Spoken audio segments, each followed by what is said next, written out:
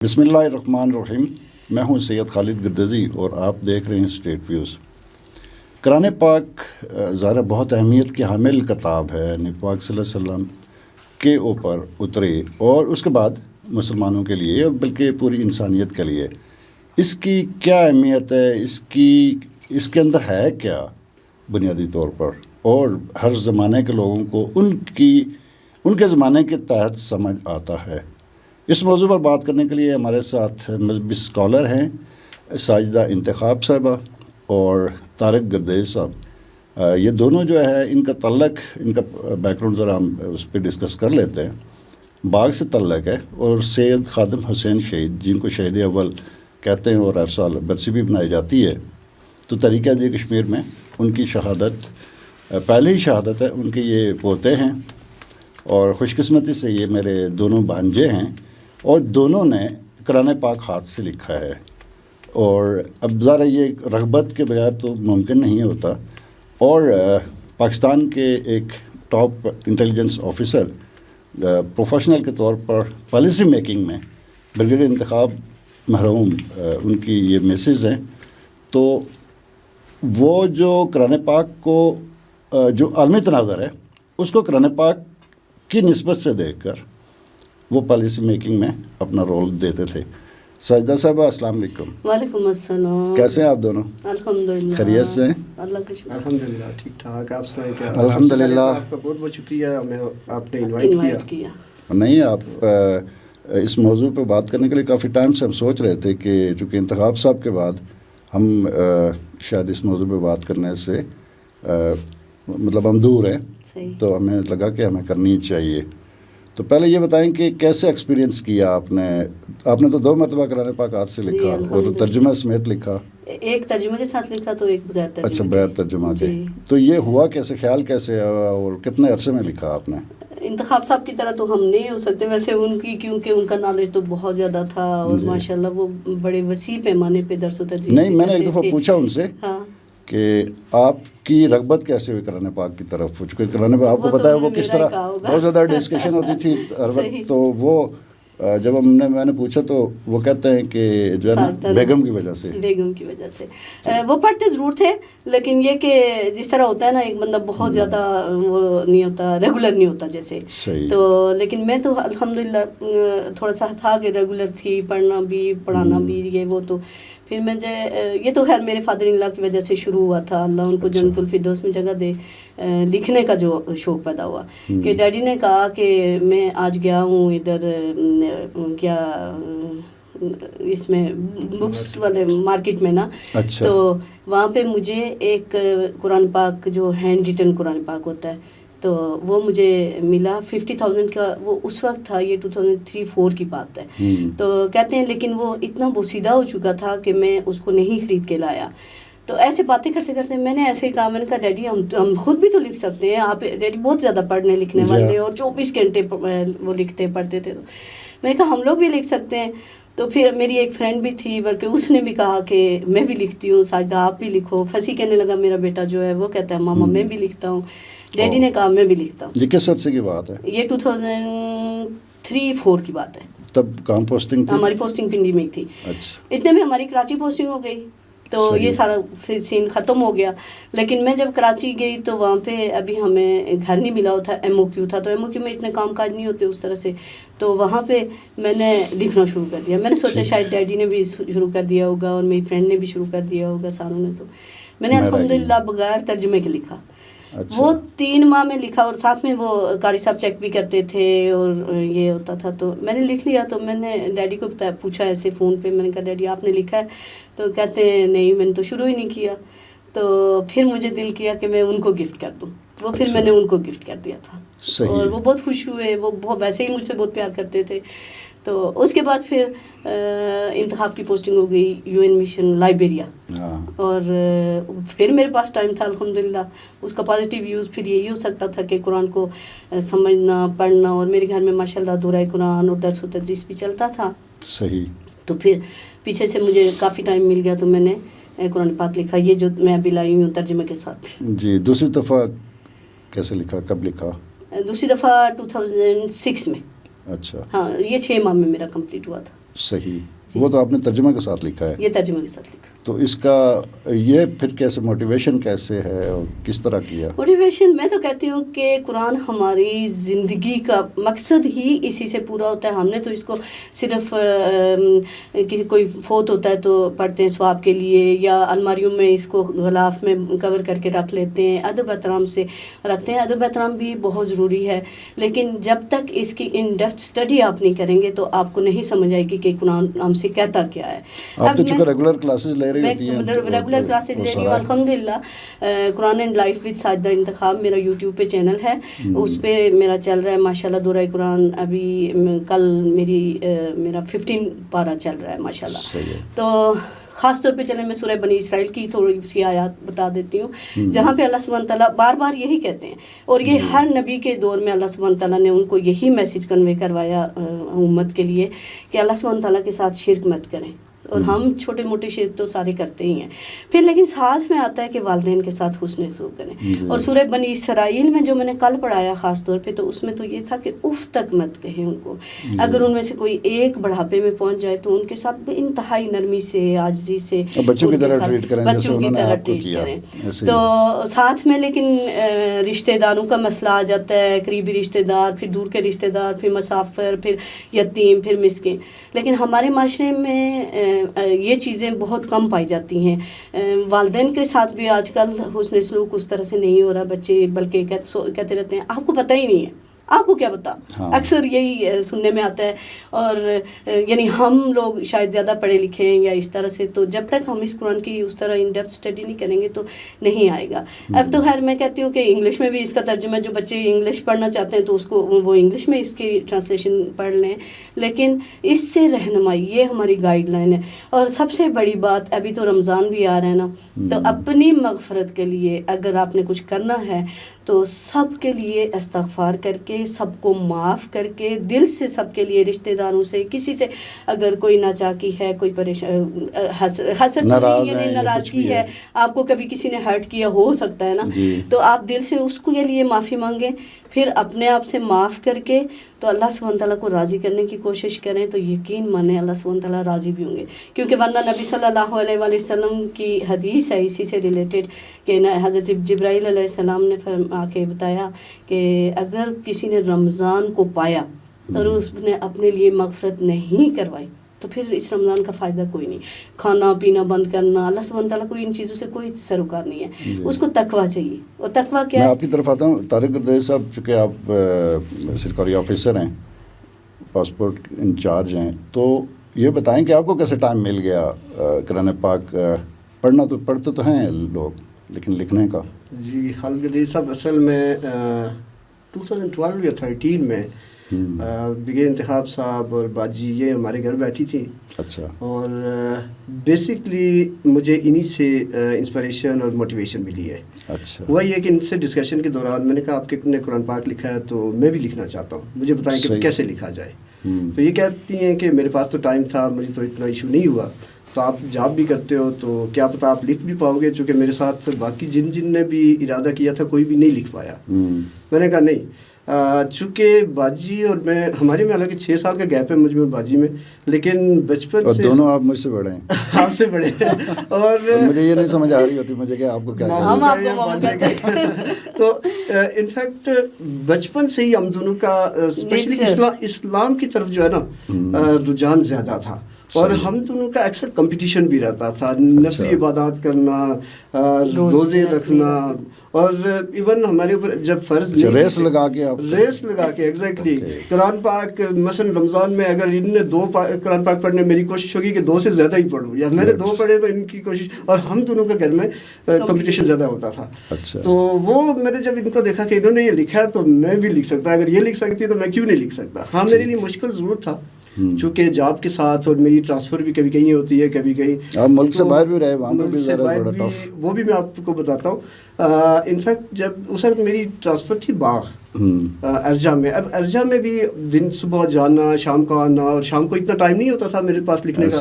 اس کے باوجود میں یہ کرتا کہ, اور مجھے یہ پرنٹڈ پیپر جو ہے وہ بھی باجی نے ہی پرووائڈ کیے تھے. اچھا. انہوں نے کہا کہ چلو پرنٹڈ پیپر بھی میں بھجوا دوں گی, آپ لکھنا سٹارٹ کرو. میں نے کہا ٹھیک ہے. انہوں نے بھجوائے تو میں نے کہا ٹھیک ہے اللہ کا نام لے کے شروع کر دیتا ہوں، اور میں نے سٹارٹ کر دیا.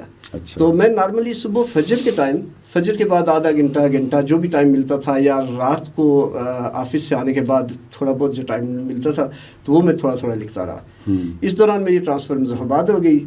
اب مظفرآباد بھی اس دوران چونکہ میری فارن پوسٹنگ بھی پائپ لائن میں تھی، تو اس وجہ سے میں نے فیملی ساتھ شفٹ نہیں کی، تو مجھے ویکینڈ باغ جانا پڑتا تھا اور باقی 5 ڈیز میں مظفرآباد رہتا تھا. اب 5 ڈیز پھر وہ گئے میرے، پھر 2 دن میں جو باغ جاتا تو وہ بھی شام کو یا صبح میں ویکینڈ پہ تھوڑا تھوڑا لکھتا رہتا. اور اس طرح کرتے کرتے میرے تقریباً 15 پارے ہو گئے وہاں پہ باغ میں ہی رہتے ہوئے، اور یہ 1 سال کے اندر. چونکہ ٹائم کم تھا، ورنہ اگر میرے پاس ٹائم باجی کی طرح ہوتا تو پھر تو جلدی کمپلیٹ کر لیتا. اچھا، اس کے بعد میری فارن ٹرانسفر ہو گئی سنگاپور. جب میں سنگاپور چلا گیا تو میں نے کہا کہ اس کو میں ساتھ لے جاؤں اور کنٹینیو کروں، اور وہیں پہ جا کے میں اس کو کمپلیٹ کر دوں گا. صحیح ہے. تو وہاں پہ تھوڑی سی مجھے پرابلمز بھی ہوئی، کیونکہ وہاں پہ ہیومیڈیٹی زیادہ ہے. ظاہر ہے. ٹھیک ہے. اب میں جو یہاں سے میں انک اور پین وغیرہ لے گیا تھا، ان سے میں جب لکھوں تو وہ جو انک ہے وہ اسپریڈ ہو جاتی، وہ دوسری سائڈ ہی خراب ہو جاتی پیج کی. اب میں نے کہا اس کا کیا علاج کیا جائے. پھر میں نے وہاں پہ لوکلی کیلیگرافی پینس ڈھونڈنا شروع کیے، بڑی مشکل سے خیر وہ ٹریس ہوئے، مجھے ملے، اور وہ بھی تھوڑے تھوڑے اسپریڈ ہوتے. آپ کو انڈیا والے بازار سے ملے ہوں گے؟ بہرحال مل گئے. نہیں، سنگاپور میں آسانی سے مل جاتی ہے چیزیں، کیونکہ وہاں پہ مسلم میجارٹی بھی ہے، سیکنڈ ہائیسٹ پاپولیشن مسلم ہے. ہاں، کم ہے، 14 یا 15% ہے، لیکن مل جاتے، کوئی ایشو نہیں رہا مجھے. تو وہ کیلیگرافی پین لا کے تو ان کے ساتھ میں نے لکھنا شروع کر دیا، اور سال تقریباً وہاں پہ بھی لگا. چاہے وہاں پہ بھی میں بزی رہا ہوں، صبح ایمبیسی جانا، شام کو لیٹ آنا، پھر رات کو یا صبح ہی تھوڑا بہت ٹائم ملتا تھا. اور بعض اوقات میرے جیسے مہمان آ جانا کہ پورا ایگزیکٹلی آپ بھی اس دوران آئے تھے. تو اس طرح، اور آپ نے دیکھا ہوگا وہاں پہ میں واک، جاگنگ، سائیکلنگ، اور یہ بھی ساتھ چلتا رہا. تو وہ بھی ڈیلی. تو اس کے ساتھ ساتھ میں نے 1 سال کے اندر ہی کمپلیٹ کر دیا الحمدللہ. صحیح ہے. اور اس کا لکھنے کے بعد مجھے بہت فائدہ ہوا. نہیں، جو اب دونوں سے جو بات جس کو مرضی ہے جس نے جواب دینا ہے، دونوں اپنی انڈرسٹینڈنگ کے مطابق دے سکتے ہیں، کیونکہ بیسیکلی لکھنے کے دوران نا فوکس ہوتا ہے بہت زیادہ. ایگزیکٹلی، یہی جب آپ اس کو انڈرسٹینڈ کرتے ہیں، ویسے پڑھ کے بھی ہوتا ہے، لیکن جب لکھتے ہیں تو بہت زیادہ فوکس ہونے کی وجہ سے. تو کیا آپ کا تجربہ رہا اس معاملے میں؟ مجھے تو آپ لکھتا تھا. اچھا، اسی بات پہ میں آنا چاہ رہا تھا. بیسکلی آپ دیکھیں کہ ہمیں بیسکلی ہماری طرف جو قرآن پاک پڑھانے کا کنسیپٹ ہے نا، صرف ریڈنگ کرائی جاتی ہے، اور شروع سے ہی آپ الف لام میم سے شروع کریں تو والناس کو آنکھیں بند کر کے. تو رمضان میں یہی ہوتا ہے نا. دیکھیں، قرآن پاک میں یہ آتا ہے کہ آپ اس پہ غور و فکر کریں، اس کو ٹھہر ٹھہر کے سمجھ کے پڑھیں. جب ٹھہر ٹھہر کے سمجھ کے پڑھیں اور غور و فکر کرنے کی بات ہے، تو اگر ہم نے ریس لگا کے 2 قرآن پاک رمضان میں پڑھ لیے، 3 پڑھ لیے، پورے سال میں 10 پڑھ لیے، تو میرے حساب میں میں ایسا نہ ہو کہ میرے اوپر فتویٰ لگ جائے، لیکن یہ ہے کہ میرا نہیں خیال کہ اس کو کوئی فائدہ ہے. قرآن پاک میں ایسا کہیں بھی نہیں لکھا ہوا کہ وہ آپ کو اتنا ثواب ملے گا، یا گن گن کے اور اس کے بعد تلاوت کر لی. دیکھیں، ایک چیز کا آپ کو پتہ ہی نہیں ہے تو اس کا کیسے ثواب کے پوائنٹ آف ویو سے ہم اس کو ٹوٹلی دیکھتے ہیں. آپ اور یہ آپ صحیح کہہ رہے ہیں کہ جب میں نے لکھنا سٹارٹ کیا اور پورا قرآن پاک جب کمپلیٹ کر دیا تو اس میں بندہ فوکس بھی زیادہ ہوتا ہے، اسپیشلی ترجمہ جب آپ لکھ رہے ہوتے تو وہ ایک ایک چیز آپ کے مائنڈ میں بیٹھتی جاتی ہے. آلدو الحمدللہ جس طرح بغیر انتخاب گردیزی صاحب تھے ان کی طرح تو ہم نہیں ہو سکتے، لیکن پھر بھی کچھ چیزیں مائنڈ میں ضرور رہ جاتی ہے. پھر دوبارہ جب پڑھیں تو آپ کو زیادہ چیزوں کی کلیئرٹی ہوتی ہے. تو میں اس نتیجے پہ پہنچا ہوں کہ یہ جو ہم رٹا لگاتے ہیں نا جی، فلاں بندہ حافظ ہے، فلاں بندے نے اتنے قرآن پاک مکمل کیے. دن کو آپ مساجد میں دیکھیں تو قرآن پاک پڑھ رہے ہوتے ہیں. اگر ان سے پوچھیں کہ آپ نے ابھی کیا پڑھا ہے، مجھے بھی تھوڑا سا سمجھا دیں. یا سپوز اگر آپ کو کوئی نان مسلم مل جائے اور آپ کے پاس یہ کتاب ہو، آپ کے گھر میں یہ کتاب ہو، آپ سے یا آپ یہ اس کی ریڈنگ کر رہے ہو، اور وہ آپ سے پوچھے کہ کیا پڑھ رہے ہیں، اس میں کیا لکھا ہے، وہ کہے کہ چلے میں تو نان مسلم ہوں، تھوڑا سا مجھے بھی سمجھا دے. تو ہم کیا سمجھائیں گے انہیں جب تک ہمیں یہ نہیں پتا ہوگا کہ اس کے اندر کیا چیز ہے. صحیح ہے. ہم خود یعنی آپ دیکھیں کہ نماز ہی پڑھتے ہیں تو سورہ فاتحہ میں آپ دیکھیں کہ ہم لوگ شروع کرتے ہیں، سب سے پہلے ہم اللہ سبحانہ تعالیٰ کا شکر ادا کرتے ہیں، اس کی تعریف کرتے ہیں، پھر اس کے بعد کیا کمٹمنٹ کرتے ہیں، ایاک نعبد و ایاک نستعین، ہم تیری عبادت کرتے ہیں، تیرے سے ہی دعا مانگتے ہیں۔ اور کس چیز کی دعا مانگتے ہیں؟ اہدنا الصراط المستقیم، سیدھے راستے پہ چلنے کی۔ اللہ سبحانہ تعالیٰ نے دونوں راستے ٹریک بتا دیے، اب رائٹ اینڈ لیفٹ آپ کو بہت خوبصورت پھول کھلے ہوئے، ابھی جیسے ہم آ رہے تھے تو اگر ہم نے وہ نہ لگایا ہوتا، نیویگیشن نہ لگائی ہوتی تو ہم تو ادھر ادھر بھٹک رہے ہوتے راستے میں۔ تو اس لیے یہ ہماری رہنمائی کر رہا ہے، اہدنا الصراط مستقیم پہ چلنے کی کوشش کر رہا ہے کہ یہ کہنے پڑھیں گے تو تب چلیں گے۔ آپ دیکھیں کہ کوئی بیچارہ اگر تھوڑا سا گناہ کرتا ہے، میں اس لیے اس پلیٹ فارم سے بلکہ ان لوگوں کے لیے بھی یہ میسیج کنوے کرنا چاہ رہی ہوں کہ انسان ہیں، خطا کے پتلے ہیں، اور کوئی فرشتے ہم نہیں ہیں، ہر انسان سے غلطی ہو جاتی ہے، لیکن اللہ سبحانہ تعالیٰ بار بار قرآن مجید میں فرماتے ہیں کہ آپ توبہ کریں، پھر اپنے ساتھ اپنی اصلاح کریں، اور اپنی اصلاح کریں تو لا تقنطوا من رحمت اللہ، اللہ سبحانہ تعالیٰ کی رحمت سے کبھی مایوس نہ ہو، کیونکہ جو اس کی رحمت سے مایوس ہوتا ہے نا وہی سب سے بڑا ظالم ہے۔ وہ اینڈ تک، جب تک آپ موت کا فرشتہ نہیں دیکھ لیتے تب تک آپ اگر استغفار کرتے ہیں تو آپ کی استغفار۔ طارق صاحب یہ بتائیں کہ قرآن پاک اور اللہ تعالیٰ اور انسان کیسے جڑتے ہیں آپس میں؟ ایک تو استغفار ہے، وہ راستہ ہے، اور دوسرا انسان جو کہ جیسے کہ کہہ رہی ہیں خطا کا پتلا ہے وہ بھی ہوتا ہے، اور درمیان میں یہ کتاب ہے۔ تو کیسے ہوتا ہے، کنیکٹیویٹی کیسے ہوتی ہے؟ میں آپ کو بتاتا ہوں۔ آپ دیکھیں کہ ہم نے اگر کسی بھی ملک جانا ہے نا تو جب تک ہمیں اس ملک کی لینگویج پہ عبور نہیں ہے یا لینگویج نہیں آتی تو ہم جا کے وہاں پہ کمیونیکیٹ نہیں کر سکتے۔ پہلی بات تو یہ ہوگی۔ مثلا دیکھیں ہمارے بچے یا نوجوان جب باہر جا رہے ہوتے ہیں، کوئی آئلز کر رہے ہوتے ہیں، کوئی ٹافل کر رہے ہوتے ہیں، کوئی چائنیز سیکھ رہے ہوتے ہیں، کوئی جیپنیز سیکھ رہے ہوتے ہیں، ڈفرینٹ لینگویجز سیکھ رہے ہوتے ہیں۔ اس کی ریزن کیا ہے؟ اس کی ریزن یہ ہے کہ تاکہ وہاں پہ جا کے ہم کمیونیکیٹ کر سکیں، وہاں پہ جا کے ہم جاب کر سکیں، وہاں پہ ہم سکسیزفل ہوں۔ ایسے ہی ہے نا۔ تو جب ہم نے اللہ تعالیٰ کا راستہ اختیار کرنا ہے، اللہ تعالیٰ تک پہنچنا ہے، تو ہم اس کی صرف ریڈنگ کرتے ہیں، اور ریڈنگ کر کے تو اللہ تعالیٰ تک تو ہم پہنچ نہیں سکتے جب تک اس کی سمجھ نہیں آئے، اور سمجھ آ جائے تو بڑے آسانی سے ہم انسان پہنچ جاتا ہے۔ اچھا، اس کی ایک اور میں آپ کو ایگزامپل دوں مزے کی، کہ سپوز اگر کسی کے فادر نے ان کی کوئی وصیت کی ہوئی ہے، اور وہ وصیت ایسی لینگویج میں ہے اور کہ جو بچوں کو نہیں آتی، تو اب اس نے اگر ان کے لیے بے شمار خزانے چھپے ہوئے چھوڑ کے گیا ہوا ہے، تو پھر بھی وہ بچے روزانہ اگر اس وصیت نامے کو چون کے پیار کر کے ایک سائٹ سے دوسری سائٹ تک ڈیلی پڑھیں، مہینے میں 30 دفعہ پڑھیں، تمام بچے پڑھتے رہے، پڑھ کے اپنے والد کو یا والدہ کو بخشتے رہے، تو اس سے وہ فائدہ نہیں اٹھا سکیں گے، انہیں وہ پراپرٹی یا وہ خزانے نہیں مل سکیں گے۔ تو یہ تو چھپا ہوا خزانہ ہے۔ آپ دیکھیں کہ بہت ساری اصل میں ہمارے پاس مسکنسیپشن سے ہمیں بس بتا دیا جاتا ہے جی کہ ہم رحمت للعالمین، خاتم النبیین حضرت محمد صلی اللہ علیہ وسلم کی امت سے ہے، تو نو ڈاؤٹ یہ ہمارے لیے بہت بڑا، اس سے زیادہ ہمارے لیے کوئی بینیفٹ ہو ہی نہیں سکتا۔ یہ واقعی ہمارے لیے اللہ پاک کا بہت بڑا کرم ہے کہ ہم اس امت میں پیدا ہوئے۔ لیکن اس امت میں پیدا ہونے کا مطلب یہ نہیں ہے کہ ہم یعنی نبی پاک صلی اللہ علیہ وسلم بلا وجہ ہم اگر گناہ گار بھی ہیں تو وہ ہمیں پکڑ کے جنت میں لے کے چلے جائیں گے۔ یہ تھوڑی سی مسکنسیپشن اس لیے ہے، اور یہ قرآن پاک ہی فرما رہا ہے۔ قرآن پاک میں اللہ پاک فرما رہے ہیں کہ آپ دیکھیں کہ نوح علیہ السلام کا بیٹا اور ان کی وائف، ان کی نسبت کتنی تھی، اللہ تعالیٰ کے کتنے پیارے پیغمبر ہیں نوح علیہ السلام، اور ان کی وائف ان کی نسبت سے نہیں بچائی گئی، ان کے بیٹا ان کی نسبت سے نہیں بچایا گیا۔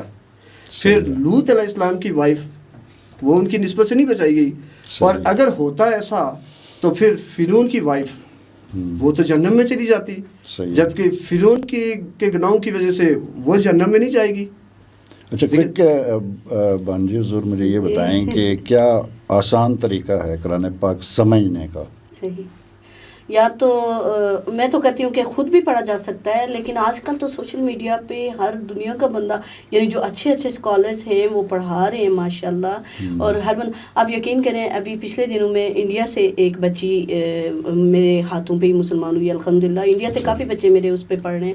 پھر جاپان سے ایک بچی ہے کرن نام ہے، میں چلے اس کا یہاں پہ کر لیتی ہوں اظہار، تو بڑی اچھی ہے، وہ ڈیلی ہی آن لائن پڑھتی ہے مجھ سے. پھر اس کے بہن بھائی وہ میرے ساتھ کنیکٹ ہوئے اور دورہ قرآن میں ساتھ شامل ہے. لیکن وہ یہی کہتے ہیں کہ ہمیں آسان اور آسان فہم میں جو سمجھایا جائے تو یہی آسان ہے. تو قرآن میں بھی آسان اللہ سبحانہ تعالیٰ فرماتے ہیں کہ وَلَقَدْ يَسَّرْنَا الْقُرْآنَ لِلذِّكْرِ فَهَلْ مِن مُدَّكِرٍ، کہ میں نے اس قرآن کو آسان اتارا ہے آپ کے لیے ذکر، لیکن کوئی ہے جو نصیحت حاصل کرے؟ بار بار یہ آیت آتی ہے، تو کیا کوئی نصیحت حاصل کرتا ہے؟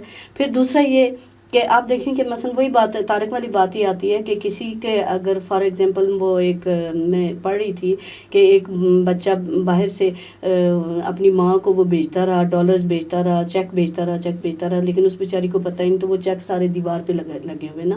تو وہ باہر بھیک مانگ رہی، اور ایک دفعہ ایک بندے سے اس نے کہا، بندے نے پوچھا کہ آپ کا بچے کتنے ہیں؟ تو اس نے کہا میرا بچہ باہر ہے. تو اس نے کہا کہ آپ کا بچہ آپ کو کچھ نہیں بیچتا؟ تو وہ کہتی ہے کہ وہ مجھے کاغذ بیچتا ہے. تو وہ کاغذ میرے دیا. وہ بندہ گیا تو جا کے دیکھتا ہے کہ وہ کاغذ وہاں پہ کروڑوں روپے بنے ہوئے ہیں. وہ بیٹا تو بھیجتا تھا لیکن اس کو لینگویج نہیں آتی تھی، اس عورت کو پڑھنا ہی نہیں آتا تھا.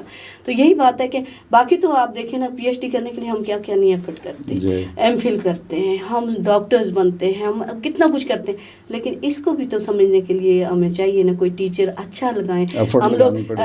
اور ہم بلکہ ایون میں تو یہ کہوں گی کہ جو ہمارا سب سے ناکارہ بچہ ہوتا ہے تو اس کو ہم مدرسے میں ڈالتے ہیں، کہ تاکہ حالانکہ ہمیں اگر مدرسے میں یا کسی جگہ پہ بھی سب سے قابل اور لائق بچے کو ڈالیں، اور پھر مدرسے میں بھی میں کہتی ہوں سائنٹیفک اس کی، کیونکہ یہ تو سائنس ہے پوری، صحیح ہے، یہ تو سائنٹیفک اس کی ایجوکیشن ہونی چاہیے تاکہ بچے سمجھیں. آج کل کے بچے وہ کس بنیاد پہ ہو سکتے ہیں؟ چونکہ دیکھیں یہ 1400 سال پہلے کی کتاب ہے، اور آج بھی اور آنے والے ٹائم میں بھی اور ہر زمانے کے لوگوں کے لیے اتنی ہی رہے گی، ریلیونٹ رہے گی. یہ بالکل.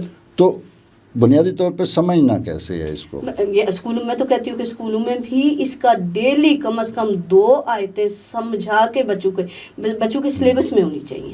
مدرسے میں اگر بچے پڑھ رہے ہیں، قرآن پڑھ رہے ہیں، تو ساتھ میں ان کو یہ سائنٹیفک اور انگلش میں بھی اور اردو میں بھی اس کا ترجمہ ہونا چاہیے تاکہ بچوں کو پتہ ہو. اب مجھے ایک بات نہیں، وہی بات میں کہہ رہی ہوں نا کہ بچے اگر قرآن پورا حفظ کر لیتے ہیں لیکن ان سے کبھی پوچھا جائے کہ اس میں ہے کیا، تو ان کو کیا پتہ، وہ تو رٹو طوطے کی طرح ہی بتائیں گے. لیکن یہ میرے خیال میں تو کہتی ہوں کہ گورنمنٹ کو چاہیے کہ ہمارے اسکولوں میں اس کو نافذ کیا جائے کہ بچوں کے لیے لازمی قرار دی جائے. اچھا، آپ نے حفظ کیوں نہیں کیا؟ مجھے ویسے صورتیں حفظ تو ہے لیکن حفظ اس طرح سے تو ہے صورتیں، لیکن مجھے اب بلکہ یقین مانیں جب سے میں نے اس کو سمجھ کے پڑھنا شروع کیا تو میں دوسری طرح وداؤٹ ترجمہ پڑھ ہی نہیں سکتی. تو الحمدللہ ثم الحمدللہ لکھنے کے بعد اور پڑھنے کے بعد یہ تو ہے، اتنا عبور تو حاصل ہے کہ کوئی آیت آتی ہے تو اس کا پتہ ہوتا ہے یا تلاوت ہو رہی ہوتی ہے. آپ دیکھیں نا، میں تراویح کی بھی بات کر دوں، اگر جس طرح تراویح میں 6 دنوں میں 7 دنوں میں قرآن ختم کر دیا جاتا ہے.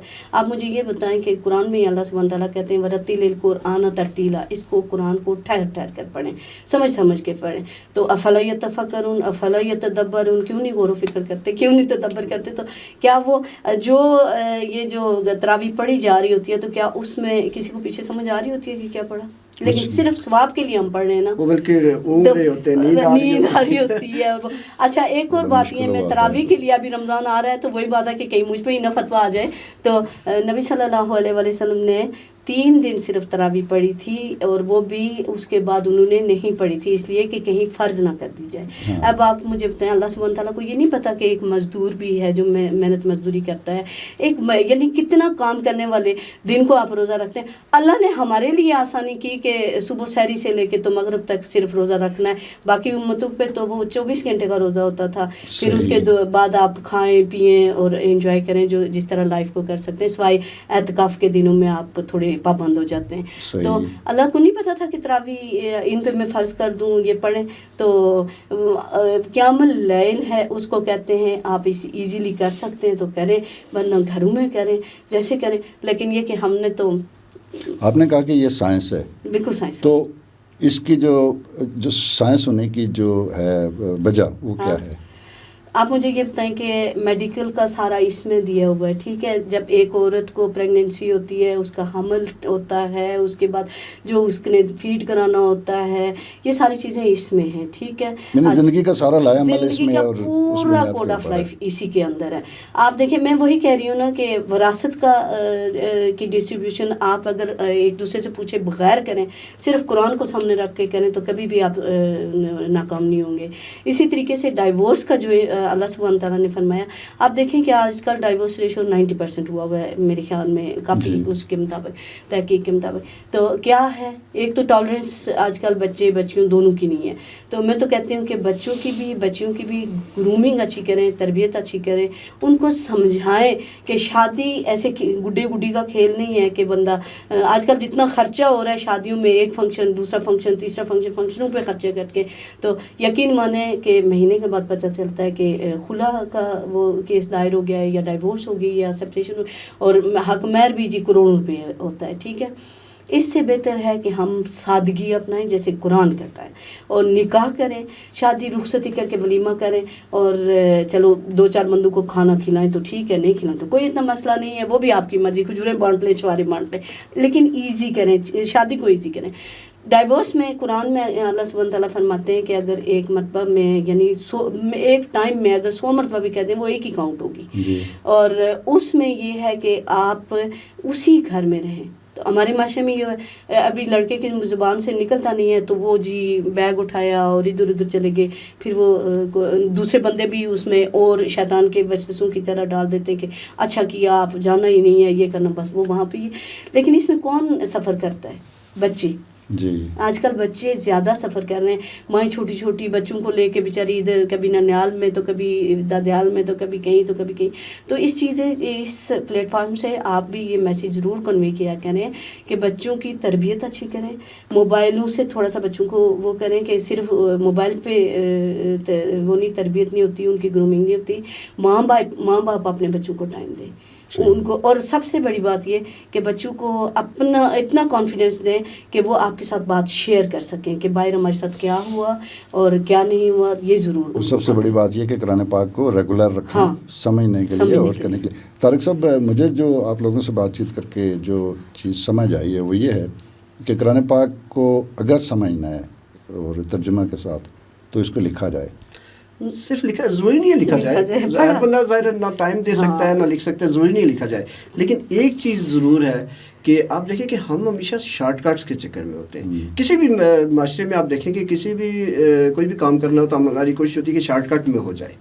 تو قرآن پاک بھی ہم اگر سمجھنے کی کوشش کریں گے نا تو کوشش کریں گے کہ ایک دم سے سمجھ آ جائے. ایسا پاسبل نہیں ہوتا. اگر ایسا پاسبل ہوتا ہے نا تو ایک ہی دن میں یہ قرآن پاک نازل ہو جاتا. آپ دیکھیں کہ 23 سال اراؤنڈ 23 سال کے عرصے میں نبی پاک صلی اللہ علیہ وسلم پہ چھوٹی چھوٹی آیات ایک ایک حکم کر کے تو نازل ہوا تاکہ ایک حکم لاگو ہو جائے، سب کو سمجھ آ جائے، سب کو اس کی کلیئرٹی ہو جائے. اس کے بعد دوسری ورس آتی رہی ہے، دوسری کیا نام ہے اپنا، دوسری صورت آتی رہی ہے، دوسرا رکوع آتا رہا ہے یا دوسرا حکم آتا رہا ہے. تو لہٰذا ضروری نہیں ہے کہ پورا ایک دم سے رٹا لگا کے پڑھا جائے. تھوڑا تھوڑا کر کے جتنا آپ سمجھ سکتے ہیں، چاہے ایک آیت. اگر آپ دیکھیں کہ اگر اس میں اراؤنڈ 540 رکوع ہیں، میرے خیال میں 540 رکوع ہیں. اگر ہم ڈیلی 2 رکوع پڑھتے ہیں یا 1 رکوع پڑھتے ہیں، 1 رکوع بھی اگر پڑھتے ہیں تو تقریباً 1.5 سال یا 2 سال کے اندر ہم قرآن پاک کمپلیٹ کر سکتے ہیں. تو 1 رکوع میرے خیال میں بندہ سمجھ سکتا ہے. اگر جو بندہ 1 رکوع بھی نہیں سمجھ سکتا تو وہ آدھا رکوع کر لے. اب تو میں دیکھ رہا تھا سوشل میڈیا کے اوپر کہ کچھ الفاظ لوگوں نے نکالے. ایگزیکٹلی، وہ اس سے زیادہ ایزی ہو جاتا ہے. ہاں، اس میں یہ کہ یہ آپ پڑھ لیں یا یاد کر لیں یا دیکھ لیں، بالکل. تو اس کے بعد آدھا قرآن پاک آپ کو ویسے بالکل ہو جائے گا. تو اس کے علاوہ بھی آپ دیکھیں نا کہ اگر تھوڑا تھوڑا کر کے آپ 1-2 آیات کر کے کریں نا، ضروری نہیں ہے کہ آپ ایک دم سے پورا قرآن پاک سمجھ لیں. جتنا آپ کو سمجھ آ جائے اس پہ آپ عمل کریں. آپ دونوں کا بہت بہت شکریہ قرآن پاک کے اوپر بات چیت کرنے کے لیے. کوئی بات نہیں، آپ کا بھی شکریہ. اور اس پلیٹ فارم سے ہم میسیج ضرور دیتے ہیں کہ اس قرآن کو اچھے طریقے سے سمجھ کے پڑھیں، اپنے بچوں کی تربیت اچھی کریں اور اپنے ملک کے لیے دعائیں کریں کہ اللہ پاک اس ملک کو خیر و عافیت سے رکھے اور سلامت رکھے. جی الحمدللہ، اللہ نے تو بہت شکریہ.